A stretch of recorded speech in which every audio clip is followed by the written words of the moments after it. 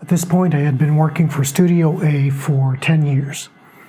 I mean, I kind of hesitated going to other places because I had heard how bad things were in other places. I felt like I had had enough. Other people have probably had more terrible experiences than me, but 10 years of treading water. I suppose I had progressed as an animator the first couple of years, and then I did get to play around in other departments. But it felt like my career, I was just treading water. Everything was at a standstill. I was frustrated, and I thought maybe it was time to try another studio, see, if the grass is greener. Now, up until this point, I had only animated with Flash, and Harmony by this time had become the standard pretty much in the industry. So I had been referred to another studio who was looking to hire, and they worked with Harmony, but they were willing to train. So I thought, let's give it a shot. Let's give another studio a try, even though Studio A was supposedly the best place to work at. So I find myself working at Studio B, let's call it. Of the people working there, a bunch of us were coming in from Studio A. None of us had any experience with Harmony, and we got a half-day crash course in how to use Harmony. So we were given some scenes to work on, and it was frustrating. If you've ever used the two programs, you understand how different they are.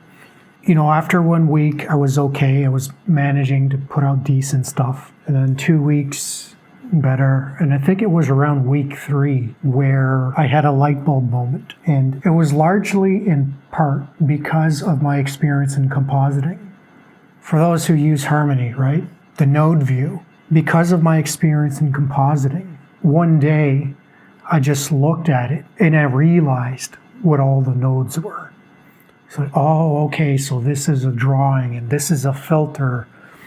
This is like a comp node, right? Which was like a pre-comp in After Effects. And then I realized, the way the order they're plugged in, that's the layering. And so I just had this light bulb moment. It just flipped the switch. And as soon as that happened, immediately I think my productivity went up. Now, the thing with Studio B, some studios are better than others. Some studios genuinely have an interest in taking care of the artists, which I think Studio A was like, but it wasn't perfect.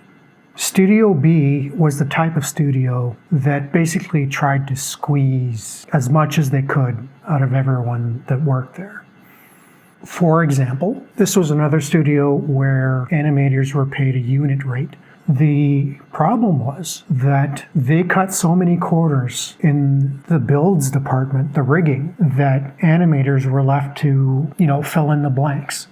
And that is time consuming. And when you're on a unit rate and you encounter these hurdles that should have been handled in other departments,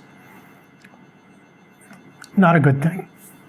It became quickly apparent that this was a toxic environment. I was there for 6 months. In that 6 months, I saw the builds department go through 3 different supervisors. Basically, they were burning them out. They weren't given, I think, the resources that they needed to do a good job. So I'm not blaming the department for what animation had to do. I think it's just how the company was run. I also say it was a toxic environment because this studio, like the layout, was an open concept, right? We didn't really have cubicles, right? No walls or anything, just desks with computers all over the place. Now, the thing is, how people like to decorate their personal spaces? Well, some people like to decorate their spaces with liquor bottles, and some liquor bottles were empty and some of them were not. That was a big red flag. When we were nearing the end of the contract, it was a 6-month contract. I know for a fact that they had expected people to stay on. I forget how it came about, but I had signaled that I had no intention of staying there. When they found out, I was called into one of the owner's office to have a chat about it, right? Like they were telling me, like if I wanted to be a supervisor, like maybe we could talk about that and promising this and that. And if there's anything that they could do to keep me on, then to just let them know. So I brought up some of the issues that animation had to deal with. And then he started talking about, well, you know, all studios are about the same. And in my mind, I'm like, no, they're not. It was clear that they weren't listening. And so because of the working conditions and everything I had experienced there, I don't think anyone was given the proper resources to do their job correctly. Animators in particular, I think, were abused because we were on a unit rate. Many of us had to work long days or come in on the weekends to meet our quotas. There are things we did. Animators got together to help each other out, but basically the studio was not looking out for us.